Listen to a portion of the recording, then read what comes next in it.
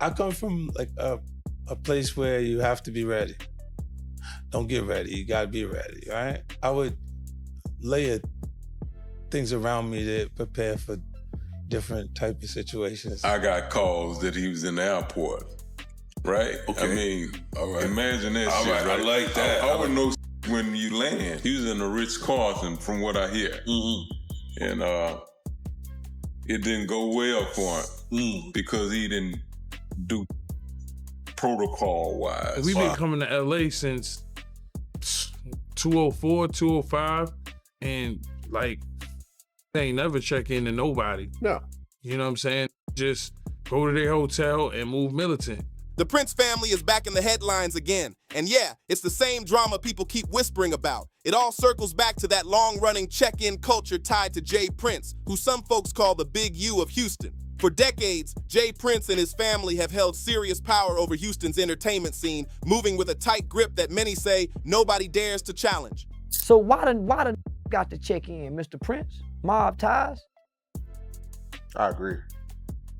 Nah, homie, take them restrictions and protocols off any. We don't owe y'all nothing. But the moment he tried that same move with 50 Cent, everything flipped, and not in his favor. Instead of backing down, 50 did what he's known for. He laughed it off and went straight into troll mode, putting the spotlight right back on Jay Prince. Now let's rewind a bit. Back in the 1980s, Jay Prince built something that really carried weight across the South, Rap-A-Lot Records. This wasn't just any label, it was Houston's pride and a major force in Southern hip-hop. If you were making noise, especially in Texas, your path was almost guaranteed to cross Rap-A-Lot at some point. We're talking about a lineup and influence tied to names like Bun B, Pimp C, and even artists like Juvenile during certain moments. It was a serious powerhouse, no question about it. But as the years rolled on, things started shifting. By the 2000s and beyond, that same label didn't hit the same anymore. The momentum slowed, the big breakout stars stopped showing up, and the cultural buzz started fading out. It didn't vanish completely, but compared to its prime, it clearly cooled off.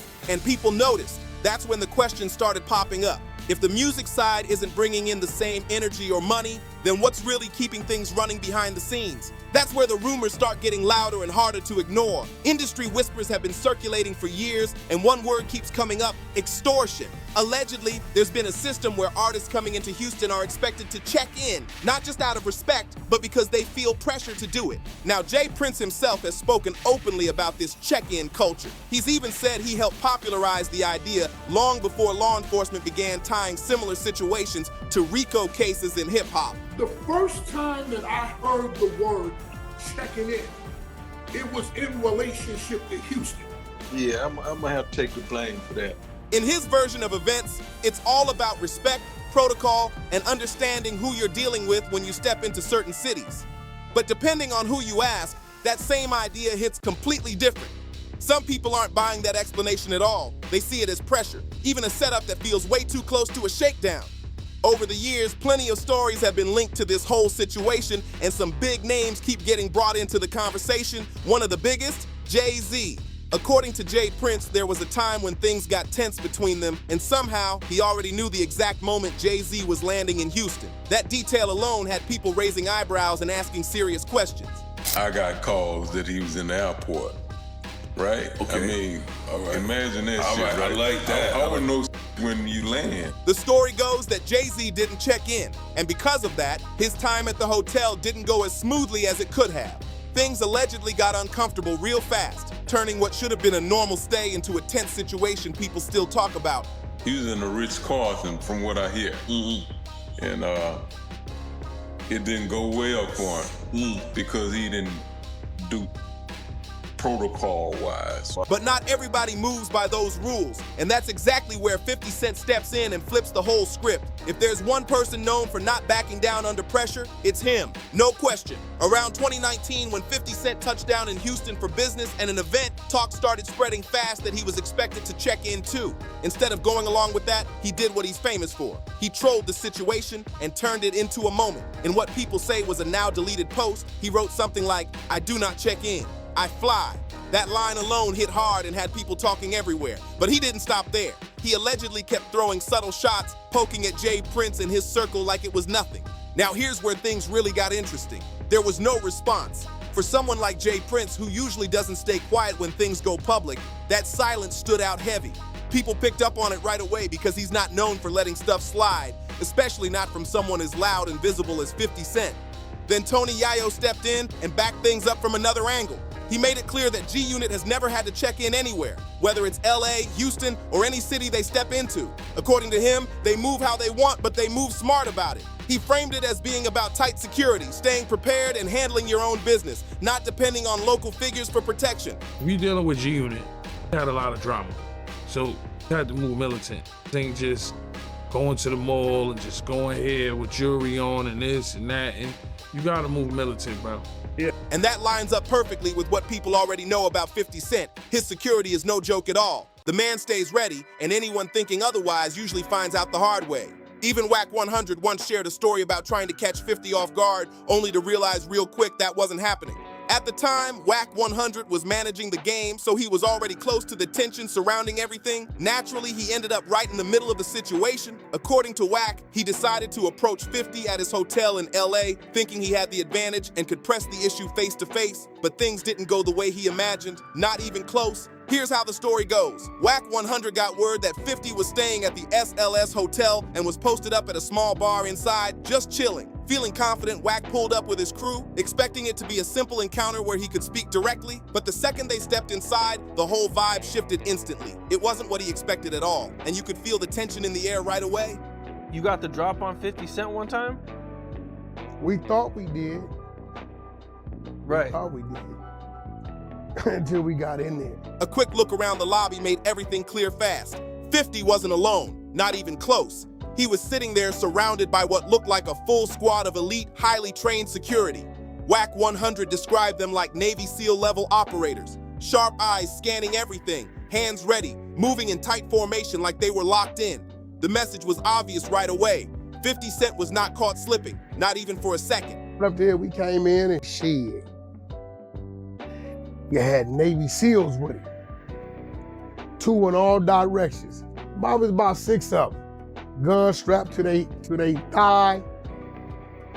Bullies on them, semis on them, magazine cartridges. I said, yeah, he ain't slipping. What this really shows is that 50's preparation wasn't just about having muscle around, it was about strategy and awareness. He likely had people feeding him information, keeping him updated on Wack 100's moves so nothing caught him off guard. That kind of setup turns the whole situation into something deeper than just security. It starts looking like a calculated countermove. Even Wack 100 admitted it felt like 50 had the whole thing mapped out ahead of time, almost like it was designed to send a message loud and clear. So if the goal was to pressure him into checking in, that plan clearly didn't land the way it was supposed to. But 50 Cent isn't the only name tied to situations like this. NBA YoungBoy also gets brought into the conversation when people talk about Houston and these kinds of stories. Back in June 2020, a group of individuals broke into YoungBoy's house in Houston. But this wasn't some random situation at all. Whoever was involved seemed to know exactly what they were doing. They knew where things were, where the car keys were kept, and how the house was laid out like they had seen it before. They even moved with confidence, like nothing inside surprised them. And to make it even more wild, they recorded the entire thing. They were on camera walking through the house, talking and showing off like they had just pulled off something major. That level of detail had people questioning how something like that even happens in the first place. And YoungBoy taking his shit. But when everything was said and done, the items they actually took weren't even that serious. According to YoungBoy, all they really walked away with was his cameraman's Gucci flip-flops and a small amount of cash. Not exactly some huge score. That alone had people confused, wondering what the real motive was. Then things took an even stranger turn. After the break-in, those same individuals allegedly tried to extort YoungBoy, asking for $30,000 to return the items they took. That's when it got real tense, but YoungBoy wasn't going for it at all. Instead of paying up, he jumped on Instagram and flipped the pressure right back on them, basically telling them to drop their location. And just like that, the people behind it all suddenly went quiet and disappeared. Right when everything seemed like it was cooling down, Jay Prince stepped into the situation out of nowhere. He came out publicly claiming he had recovered YoungBoy's stolen items. He presented it like he was doing a solid, stepping in to fix the situation and make things right. But that move had a lot of people raising questions about how everything connected. As you can see, homie, to make a long story short, I got your keys to your Rolls Royce. I got your keys to your McLaren. You know, all that they took. But instead of calming things down, that move actually made people look at the situation even harder.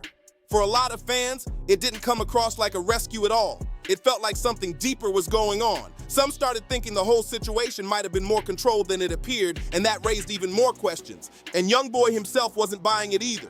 He responded publicly and made his stance clear, basically saying if Jay Prince really wanted to help, there were better ways to handle it than putting it all out on the internet. He wasn't trying to play along with the narrative. He told him straight up to mind his business, making it clear he wasn't looking for that kind of involvement at all. If you got something for me, man, there's plenty around me you could call.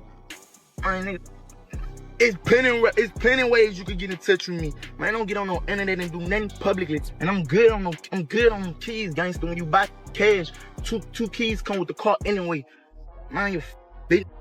That response definitely didn't sit well at all. Jay Prince came right back publicly, calling YoungBoy a dumb boy multiple times in a statement that caught a lot of attention. He framed himself as an OG in the situation, someone who stepped in to help a younger artist but felt that respect wasn't being shown the way it should have been. It's my kindness for weakness, because you're a dumb boy with limited thinking ability and disrespectful. Talking slick. He also brought up the fact that YoungBoy and his brother had previously been connected to mob ties, which is linked to Jay Prince Jr.'s circle. That detail added another layer to everything. The message felt clear. At one point there was some kind of alignment, and now YoungBoy was moving like none of that ever existed. But according to YoungBoy, the tension didn't even start with the robbery. He had already been speaking on Jay Prince before all of that, even before June 2020. He publicly accused him of trying to pressure him into a business situation, one where artists allegedly have to check in or pay just to move freely in certain cities. And he didn't hold back at all. He called it extortion straight up, no filters. So when his house got broken into, and then Jay Prince suddenly appeared claiming he recovered the stolen items, it didn't seem random to a lot of people anymore. It started to look like different pieces connecting into something bigger. YoungBoy never backed off that stance, not even a little. If anything, people around him pushed even harder. According to voices like Whack 100, the whole situation may have been an attempt to bring the NBA camp under the Mob Ties umbrella, but it didn't play out the way it was expected to. Instead of working, everything flipped and backfired in a major way.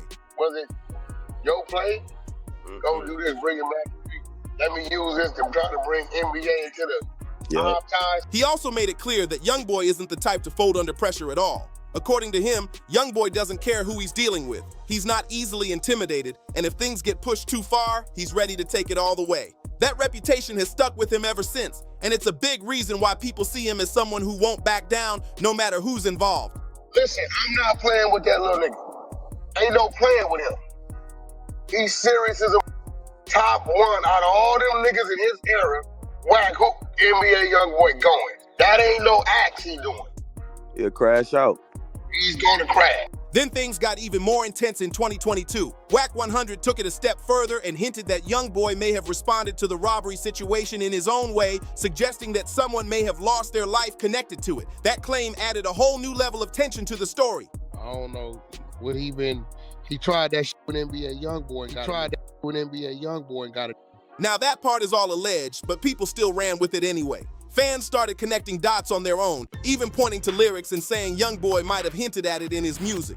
Tracks like F the Industry Part 2 and certain freestyles had listeners analyzing every line, trying to decode what he really meant. Now all of this starts tying into what's been happening more recently with the Prince family, especially Jay Prince Jr. Over time, a certain narrative has been building, and more people have been paying attention. Instead of moving like a traditional music family, some critics say the way they operate feels closer to a street crew. That's the perception being pushed in conversations online. And out of everyone, Jay Prince Jr. has been catching the most heat. A lot of people feel like his name keeps popping up whenever something goes wrong, like he's always somehow near the center when situations turn chaotic. That pattern is what's been raising eyebrows and keeping the conversation going. Two major situations people constantly bring up are Takeoff and Duke the Jeweler. Both incidents had eerily similar setups. Late nights, dice games, tension building slowly until everything suddenly escalates. Those details have made people look even closer at who was around during those moments. In both cases, Jay Prince Jr. was reportedly present, which only added more fuel to the speculation. Now to be clear, the Prince family has denied any connection to what happened in those situations. They've stated their presence had nothing to do with how events played out, pushing back strongly against the narrative being formed. I mean, I know people were associating me with the Duke the Jeweler situation because I went to Labusa pool party, and he happened to be there, and he happened to be standing on me. I mean, right next to me. I never met him before. I had no idea who he is. I didn't even know he was a jeweler until after his passing. But a lot of people in the public still aren't convinced. For them, it's not even about direct involvement. It's about the pattern they think they're seeing. And once people start noticing patterns, the conversation gets louder and harder to ignore. An OG out of Atlanta even stepped forward publicly with a warning to artists about this whole checking in culture. His message was straight to the point: stop relying on people like that when you land in a city. According to him, some of these so-called OGs aren't really looking out for you the way they claim. He told artists to move smart, bring your own security, control your own movements, and don't fall for the idea that someone else has everything handled. He didn't hold back either, saying these fake OGs don't truly care about your safety. He warned artists not to trust setups where someone says a car is waiting or promises protection, calling it unreliable and risky. He even pointed out how situations can spiral over things that could have been avoided if people had tighter control over their surroundings. That message hit hard for a lot of listeners who've been watching these stories unfold. Even Whack 100 has repeatedly warned artists about Houston, specifically telling them to keep their distance from certain circles, including the Prince family, especially Jay Prince Jr. All entertainers, when you go to Houston, stay away from Jay Prince Jr. There's a whole play going on. And now the latest situation has only added more attention to everything. It involves a shooting connected to NBA, YoungBoy's affiliate, NBA, Ben 10, and people are already talking heavy about it. From what's being reported, he was shot during an incident where Jay Prince Jr. was also reportedly present at the scene. This allegedly took place on April 8, 2026 at Confessions Restaurant and Lounge in Houston. It was around 11:30 p.m. when things inside the venue started going left fast. What began as a confrontation quickly escalated into something much more serious. A Detroit rapper known as All-Star Jr. later spoke out, claiming he was surrounded by multiple individuals. According to his account, the situation turned physical, and he ended up getting pushed to the ground during the chaos. At some point, there were claims that someone tried to take his chain, which only made things more intense. That's when everything reportedly spiraled out of control. All-Star Jr. said he pulled out a weapon during the altercation, and shots were fired inside the venue. In the middle of that confusion, two men were hit, turning the situation into something far more serious than anyone expected. Location and had a confrontation with a couple guys. That altercation originally, it appears from what they were doing, was trying to take his chains. Now, sometime during that part of the fight, our victim, who was originally looked like he was being majorly assaulted by several people and getting his chains ripped off, he presents a pistol. One of the people hit was NBA Ben 10, and the situation was serious. He was reportedly struck multiple times in the torso and left in critical condition, making the moment even more intense. Another man, DeAndre Ron, was also hit, taking bullets to his arms and legs during the chaos. Both were rushed to the hospital by Houston police as everything unfolded fast. Two men were hit. One of them is believed to be NBA Ben 10, according to family members. Both were taken to the hospital and remain in critical condition. Not long after the incident, footage started circulating online, and All-Star Jr. didn't waste a second getting his side out there. He went straight to social media, calling out Jay Prince Jr. by name and making his claims loud and clear. He posted photos and suggested he fired in self-defense, saying he was protecting himself from an attempted robbery in that moment. Then just days later, on April 13th, he took it even further. He dropped a track titled Expensive Wristwatch and didn't hold back at all. The song and visuals were clearly referencing the shooting, with details that had people connecting everything fast. And to make it even more direct, he tagged Jay Prince Jr. during the rollout, putting even more attention on the situation. That's when the rumors really started picking up momentum. Word began spreading that investigators were allegedly taking a deeper look into Jay Prince Jr.'s possible role in everything. Some reports claimed authorities were exploring whether he could have been connected to the attempted chain snatching, the same situation that reportedly led to All-Star Jr. firing those shots. None of that was confirmed, but it had people talking heavy. According to insiders, tension had already been building before the shooting even happened. The talk going around is that Jay Prince Jr. and All-Star Jr. had been quietly at odds behind the scenes. One version of the story claims it may have involved a personal situation, which only added more friction between both sides and made everything even more complicated. Prince Jr. is the reason why NBA Ben 10 got shot and almost killed earlier today. Jay Prince Jr. been beefing with a local rapper from Detroit. about his baby mama. People are saying all that tension kept building up until it finally spilled over into what happened that night. And just like in other situations connected to his name, Jay Prince Jr. has denied having anything to do with it, sticking to that same position every time. But at this point, a lot of people aren't even focused on what he's saying anymore. The conversation has moved past just one situation or two.